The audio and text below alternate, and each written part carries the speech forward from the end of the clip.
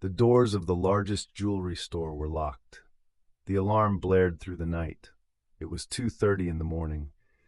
A young man struggled to escape but was soon surrounded as police cars arrived one by one. He was taken to the police station, where he sat face to face with the investigator. "Introduce yourself," the investigator demanded.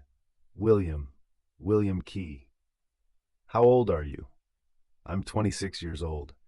"How many other robberies have you committed? Do you have a history of crime or robbery?"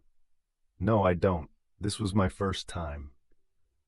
"Well, William," the investigator said, "tell me about the motive for robbing the ink shop, how many accomplices you had, and where they are now." William kept his head down, staring at his fingers. Just then, the door opened. A police officer walked in, whispered something to the investigator, Ford, and they both left the room. After a short while, the investigator returned with a piece of paper and a cell phone in hand. The investigator sat down in front of William, showed him an address, and asked, "Whose address is this?" William took a brief look at the paper, then went back to staring at his fingers. "William, it seems you don't want to make this worse for yourself. Tell me about Nestro," the investigator pressed. William suddenly became animated. "Nestro is innocent. Don't do anything to her." The investigator lifted the cell phone from the table. "Have you arrested Nestro?" William asked, his voice trembling. The investigator didn't respond, but instead began dialing a number. After a few rings, there was no answer. "Nestro's phone is unavailable," the investigator said. "What's your relationship with Nestro?" "She's my girlfriend." "What was her role in the jewelry store robbery?" "Nothing." "Tell me more about Nestro." William remained silent, refusing to answer. The investigator, frustrated by the lack of response, stood up to leave the room. Before exiting, he turned to William and said, "Your silence only makes your case worse. It won't help you." Outside, a car pulled up near a house with a for sale sign in the yard. A man, surprised by the sign, walked around the house. It seemed to have been empty for a long time. He dialed the number on the sign. "Sonia Real Estate. How can I help you?" a voice answered.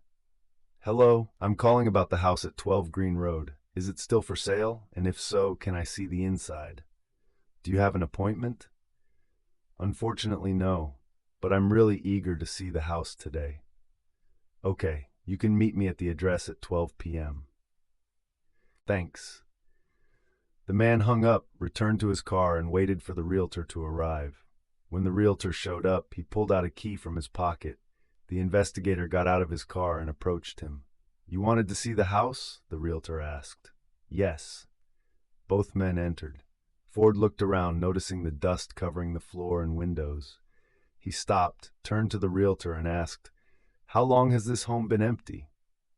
"Since the owner died." "Died?" "Yes, the owner was very old and passed away 6 months ago. Since then, his children haven't come back here." "Where are his children now?" "In another city." Ford carefully checked all the rooms and then said, "Could you please arrange another viewing appointment?" The realtor, surprised, replied, "No problem. Is tomorrow at the same time good?"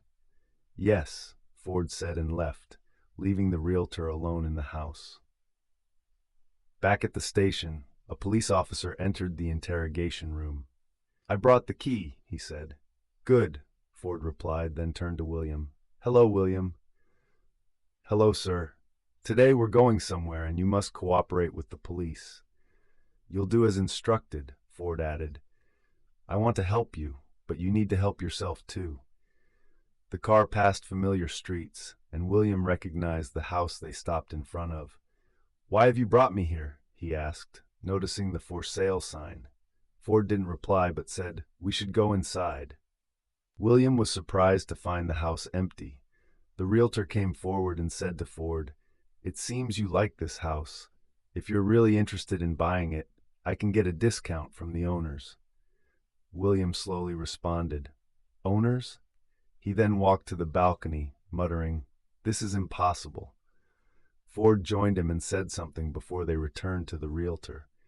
They sat in the car, with William staring at the house. Okay, William, tell me everything you know about this house. You saved this address in your phone as Nestro's home. Now is the time to tell us what you know. I'm a talented painter, William began, but I hadn't been able to sell my paintings. 6 months ago, with the help of my friends, I rented a gallery in an upscale area. It was the first time I saw so many people coming to see my paintings. There was a young woman who wasn't looking at the paintings, but staring at me. When she noticed me looking back, she approached me and we started talking. She said she always wanted to meet a painter up close. Nestro was a beautiful young woman, full of passion. She said I was the one man who fascinated her at first sight. Our love was stronger than the obstacles in our way. We secretly met and drowned in our own world. To Nestro, I was a symbol of freedom and liberation from the constraints of aristocratic life. Nestro was also my protector and refuge, something I had dreamed of all my life. She came from an upscale family, and I was just a poor man. One day, she called me and invited me to her father's home. Ford interrupted. You mean this house? Yes, here. I came and was introduced to her father. After the banquet, Nestro talked to me about her father's problems. He was deeply in debt, and their lives had turned to hell. The father was bankrupt, with so many liabilities that even if they sold everything, part of the debt would still remain. I loved her, so I decided to do something for her. I told her I could help if they needed it. She instantly called her father, who talked about his plan to rob his jewelry shop. I didn't want to do it, but I couldn't see Nestro in misery. The money they could get from the insurance would change her father's life, so I agreed. For a few nights, I waited for Nestro's call. Then, on Monday near 2 p.m., she called and said I had to rob the shop that night. At 1:30 a.m., she picked me up and we went to the jewelry shop. She said she would wait for me outside. A man stopped near Ford's car and knocked on the window. You're right on time, Jeremy. Take him to the photo fit department. I need pictures of Nestro and her father. Jeremy stopped next to a newsstand, bought a newspaper, and returned to work. Has anyone called to buy or see the house? He asked the secretary. No, she replied.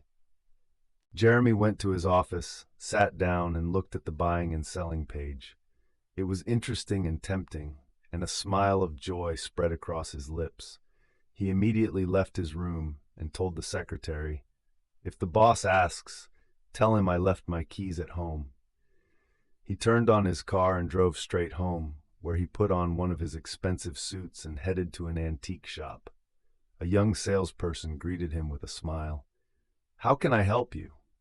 Well, I'm looking for a pricey gift for my girlfriend, something like a brooch. Sorry, we don't have any brooches, but I can show you other expensive items that women love. Jeremy complained about everything the seller showed him. Finally, tired of Jeremy's complaints, the seller suggested he bring his girlfriend in. After several minutes of browsing, Jeremy finally bought some antiques and left.